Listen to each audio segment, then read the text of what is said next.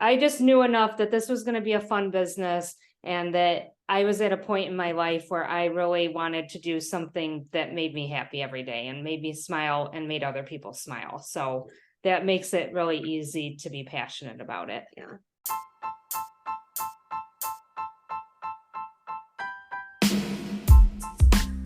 Welcome back to another episode of Kel's Big Little World. For our new listeners over on this channel, I'm Kel, and I interview guests from all around the world to explore their beliefs, careers, and day-to-day life, all to reveal that we are united in something greater, a shared journey through this big little world we call home. Today, we'll be talking to a mother-daughter duo who have taken entrepreneurship to a different level. Marco Holovic once said, "Take the risk or lose a chance." This mother took the risk of leaving her healthcare profession to open up her own business, and within a few years, her family came along to support her. With that being said, let's welcome our upcoming guests, Mary and Bri Brier.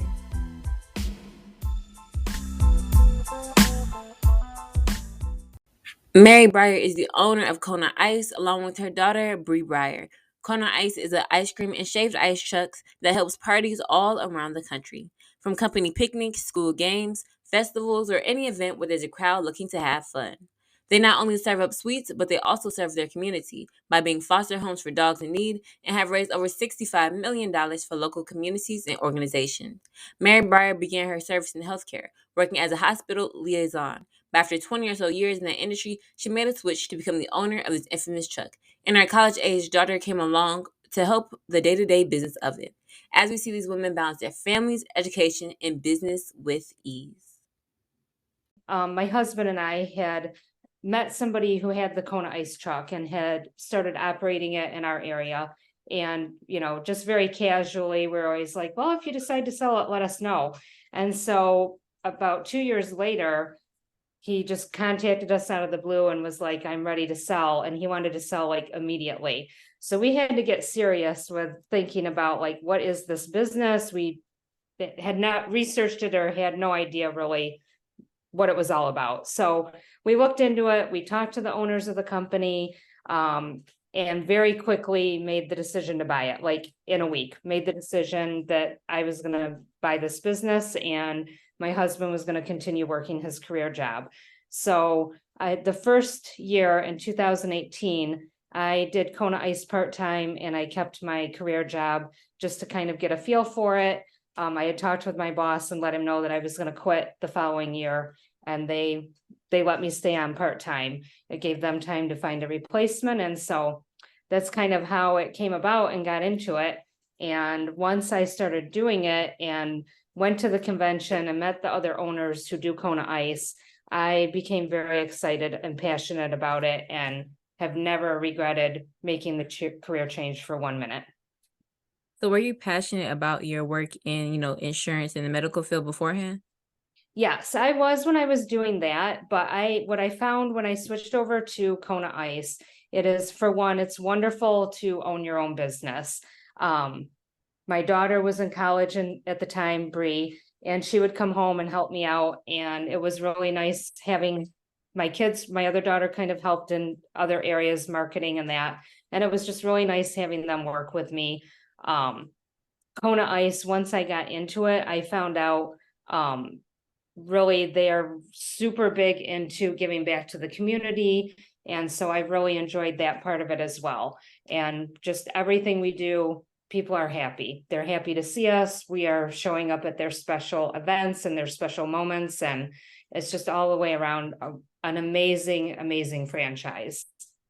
So when first transitioning, what were your original responsibilities as far as owning and operating?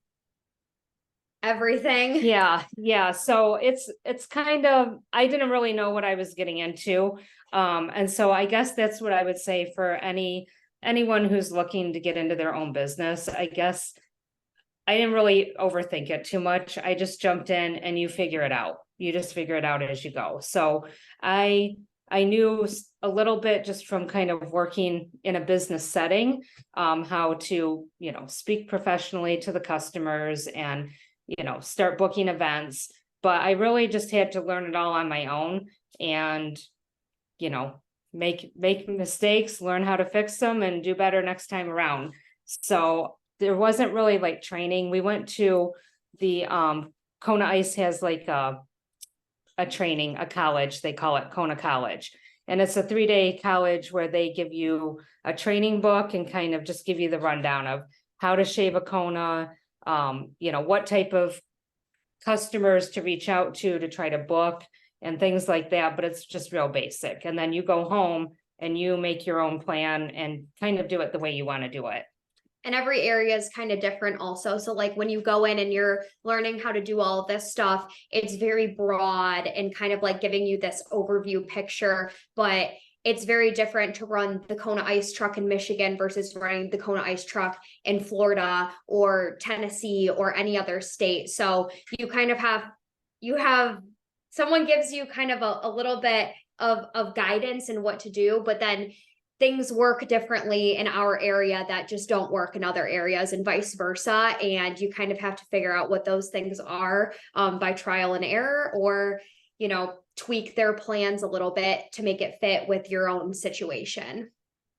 What were some of the initial challenges you guys faced when first operating? Yeah, so I think like the biggest challenge initially was just getting over like being anxious that I left my career job and wondering, oh my gosh, is this going to work out? I had to just tell myself, like, what's the worst that could happen? It doesn't work out and you go back to a career job. So kind of getting over that hurdle is a big thing. It's kind of scary to just invest your life savings into something and you're just hope it's all going to work out. So I think that was one big hurdle. Another was just figuring out the processes and the time. I know like going into it, I was just booking everything, just getting it on the calendar. As much as we can possibly do 24/7. Yes. And it was just me and then Bri helping out when she was home from school. So we were just like, oh my gosh, we have to start putting a plan and a process in place for how we're going to do it and how we're going to structure it. So that was a little bit of a bumpy road because we were working a lot. Yeah. It was the first season and probably the first 2 seasons, because we didn't really start having employees until after our second season was already done. So, I mean, we had 1 truck at first and then we had 2 trucks right away. And it was pretty much all summer long, every single day, me and her running these trucks. So trying to manage doing the events and doing everything you have to do on the back end to run the business, we were kind of getting run a little bit ragged with that. But with time, we've kind of figured out that like, okay, as running the business, you have to be able to delegate certain responsibilities to other people. And so now we have a team of about like 10 to 15 people, and they handle running the events for us. And we have a lot more time to get the critical like business tasks done in the background that have to be done. And we don't get to work on the trucks as much as we probably would like to anymore, but it's definitely it's better. It created a lot more work-life balance for us to have a team of people helping. Yeah. And that's hard. So yeah, I think those are the biggest challenges, like the time management, the staffing, and just getting over your own fears as a business owner. I remember thinking initially after I bought the truck and Bri and I were working so many hours, we were like, we have to hire somebody. And I thought to myself, I just can't imagine letting an employee take this truck that I put all my money into and trusting them that they're going to do a good job and not wreck it. So there's hurdles like that you kind of have to get over and just trust that you're going to hire the right people and know that they're going to do a good job and it's going to be okay. Yeah. So what does each individual event look like when going into preparation or even when you get to the scene? Yeah, so we do a really wide variety, and that's one of the cool things about our business. We do everything from schools, we go to sports events, we do weddings and private parties, we go to corporate offices, fairs, festivals. Yeah, we get daycares. Calls. We've had Kona Ice trucks go to a funeral before. Like anywhere where people are gathering, you'll just get all kinds of different experiences. So we'll book it. We work with the client really closely just to figure out how many people, how long they want us to be there, get their pricing all set up. And then, Sometimes that happens way in advance, and sometimes it happens the day before their Yeah. event. Like if we are available to book it, we do everything we can to book it. So sometimes we have prep, sometimes Yeah. we're waiting it out while we're waiting for the event to come around. yeah, but either way, I mean, we set it up very professionally. We email them confirmations. We make sure that we understand what they want and that they understand what the pricing is, and make it really clear like what time we have to leave, because we do book events back to back to back. Sometimes we will do 12 events in a day. We had one week a month or two ago where we did 70 events in 1 week. So we turn the events around fast. We stack them. Yeah, we do. So when we get there, it just really depends on what we're doing, but we are basically going in and introducing ourselves to the customer, letting them know that we're here, confirming, where they would like us to park. Sometimes they're lined up waiting on the curb And when we we pull up. can't even get parked. It's Yeah. like it's Kona Ice time, and we're like, okay, Right. let's get it parked, and then we're ready to roll. So that is one of the nice parts though. Like our trucks take not a lot of like prep time. So whereas like some other vendors, they have to show up a couple hours before the event even starts to get themselves set up. We really can arrive and be ready to open up in service in less than 2 minutes. Yeah. As far as getting the truck ready for an event, with not including the drive time, it takes about a half an hour to 45 minutes for the trucks to get prepared before they even leave to go out and do their events for the day. And then on the back end, once they get back from the event, it's usually about an hour to an hour and a half of cleanup, restocking, things like that. But what we do on site is pretty simple. Yeah, because we just make shaved ice. We pull up, everybody's happy, we're happy. We make shaved ice for them. We have a little station attached to the truck where people can add their own flavors. Kids love that. Yep, they love that. We have tropical music going.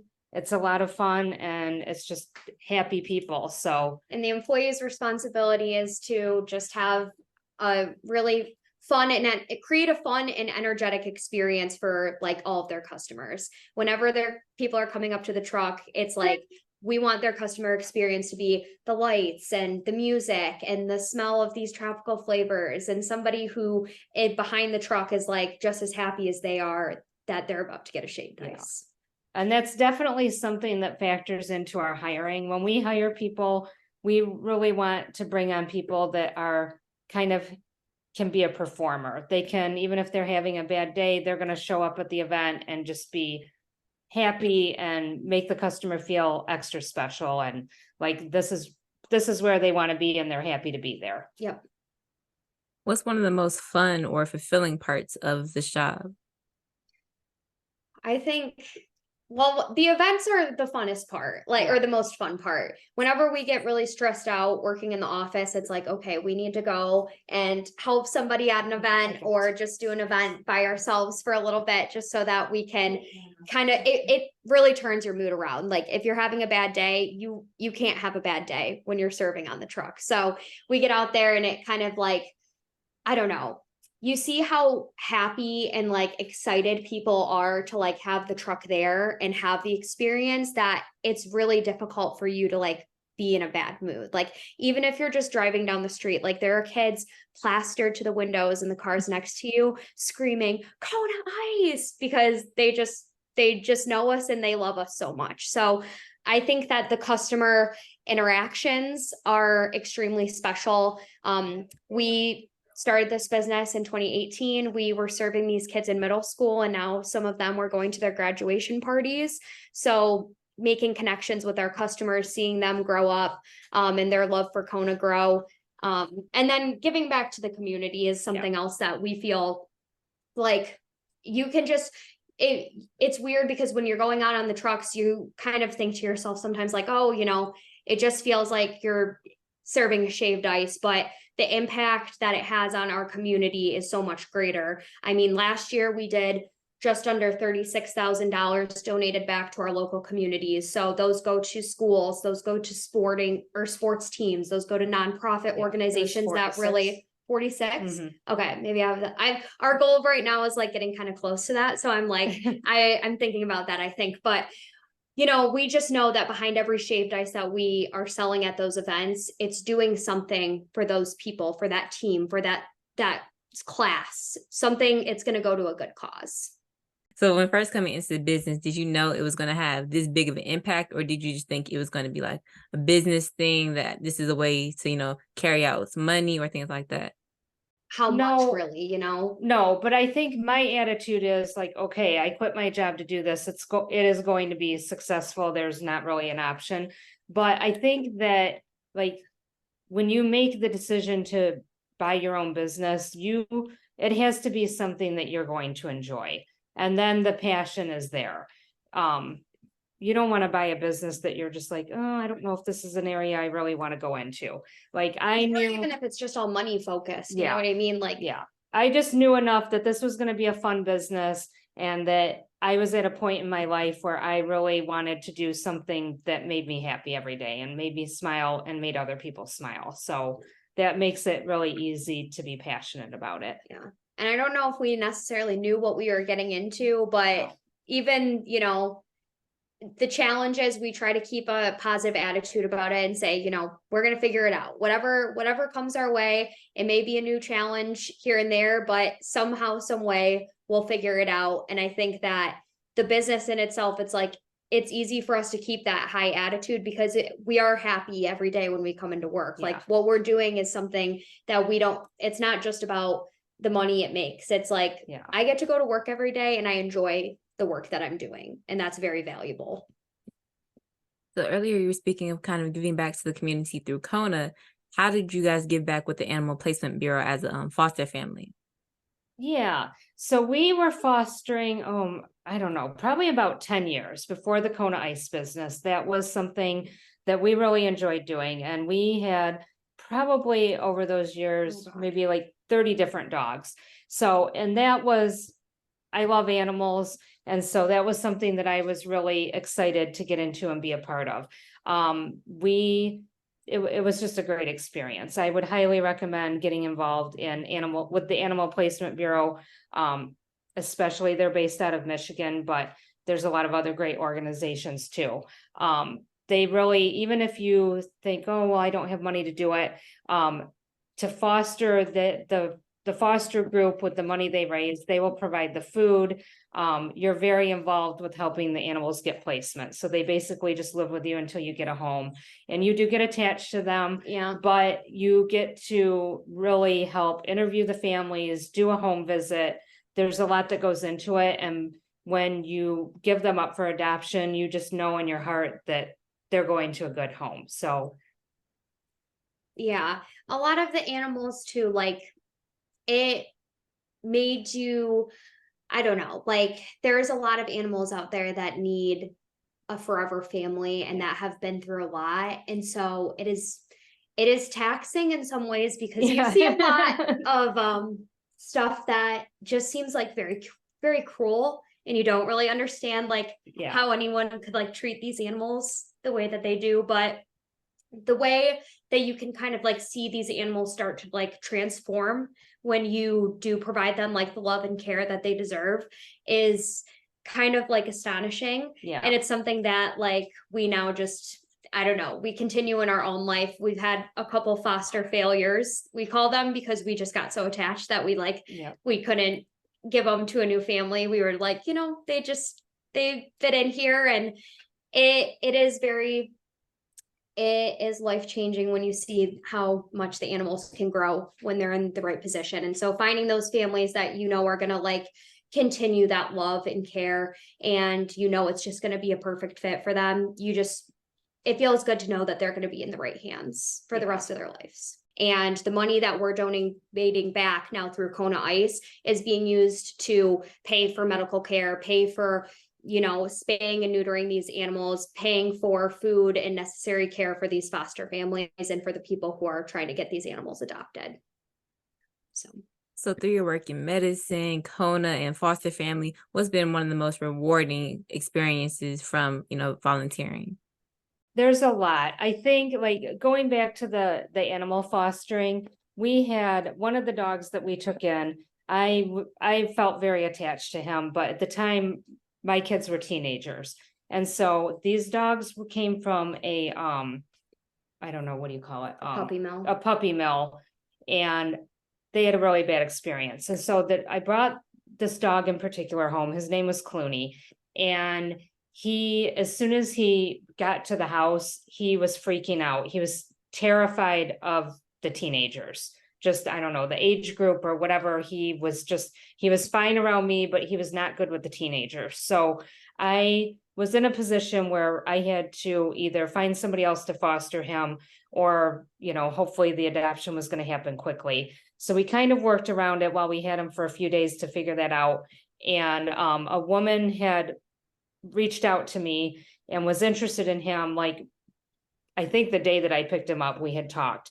And so I started working with her, and it turned out that it looked like he was going to be a really good fit with her. She didn't have any kids at home. She was a little bit older. She did have grandkids, but they didn't live with her. And so we kind of worked through the whole thing, and it was really, really hard for me to let him go, because I just felt like this poor dog has been through so much, and now he's, you know, going through another change really quickly. I gave her, you know, we did the adoption. I dropped him off with her, and I was just crying all the way home thinking, oh, I don't know how he's going to do. And so she started sending me pictures, like literally within 2 weeks, he was adjusting very well. And then I was just getting these pictures of him out on a boat, living like this wonderful life. And so she would keep me updated, and it was just amazing, because he transformed into a totally different dog. She was able to start introducing the grandkids to him. Now the grandkids are teenagers. He has been with her for quite a while. I would say it's probably been about 7 or 8 years that he's been with her. Yeah. And I think for Kona, you know, we know when we donate the money, it goes to really good causes, you know what I mean? And so we don't always get to see it necessarily. I mean, if we donate to a school, they might not be like, hey, this is what we use this money for. We just know that like eventually it's getting funneled into the system and getting used in the places where they needed a little bit more support. But I would say like the situations where people do like reach out to us and let us know like, hey, you know, thank you guys so much. Like, this money got used to do this. It got used to do that. Yeah, like we to buy new uniforms, or buy new textbooks, to help repair a playground, to with the animals in particular, like they tell us like how many animals like we have helped like pay for like these critical like surgeries for. And that is like really nice to see that like see the difference it's actually making, and it turns into more than just like a check. Like, and so for us and for them, like that is very valuable for us when we get to see how the money is like getting utilized in these different places and what it's bringing to the community in particular. Yeah. I think a lot of the schools use the funds that we give them for their like positive behavior programs. So that's really exciting, because it goes right back to the kids, and they get special rewards, and they get to do a lot more than they would if they didn't have the Kona Ice donations. So yeah. So you guys have had extensive work within the community, working with a lot of different people. And one of the questions I asked every one of my guests is, when did you, especially when working with all these different people, when did you realize that the world was smaller than you originally thought? Oh my goodness. Everywhere we go to, like, people come up to the truck and they're like, we love Kona Ice. Like, it doesn't matter what event you go to. There are people who, even if it's not our particular franchise, they're telling us about, we went to Kona Ice at the Lugnut Stadium, and that's the Kona Ice of East Lansing, or we get Kona Ice at, you know, this campground that we go to every summer in a completely different state. And it's like, we all have this shared common experience, even though like it's not even the same truck or the same owners. It's like, it's Kona Ice. Like, we all know Kona Ice now, and somewhere, some way, like these people just have to express to us how much they love it. And that makes us like, we love it too. So it kind of connects us in those ways.